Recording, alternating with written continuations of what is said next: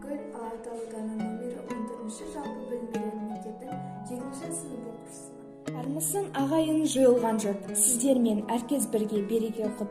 Айтайын мен өзімді таныстырып, атадан қалыптасқан әдет құрып, үлкендердің алғанмын өнегесін. Біліңдер, қожанның немересін, еркелеген еліме көріктімін, танымасан ағайын, Ақгүлмін мен.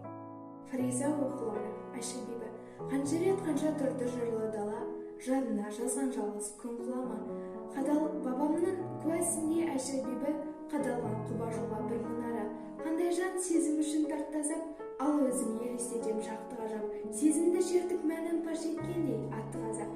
Өмірдің жолдарыма, туындарыма, тұрғандай түсеңгіреп тон жаныма. Төбеде жер бетінде шын сезімнің болғанына, сол жігіт құлай сүйген Айшагүлді күн сайын көру үшін жасы өрген. Қоңыр көздер жүрегі күңіреніп, жасымен